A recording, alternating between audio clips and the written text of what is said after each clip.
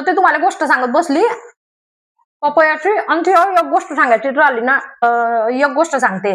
आता हे जे पपया आहे ना, या पपयाचा विषय असा निघाला की मी जेव्हा वाडी राहत होती ना, तेव्हा की नाही एका जणीनं काय केलं म्हणे, या कच्च्या पपयाले असं वाफईसन त्याले साखरच्या पाकात टाकलं, कच्च्या पपयाले अन साखरच्या पाकात टाकलं, आणि मग त्याला वयाडलं, अन तिच्यामध्ये की नाही आपलं ते काय म्हणतात त्याले, ते काय म्हणता हो माहिती त्याले, काय तरीच म्हणता ना,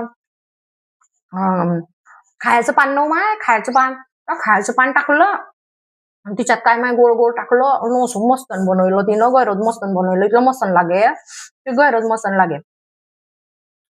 तर हे जे पपई आहे, पपई इतकं बहुगुणी आहे, खूप बहुगुणी असं हे पपई आहे.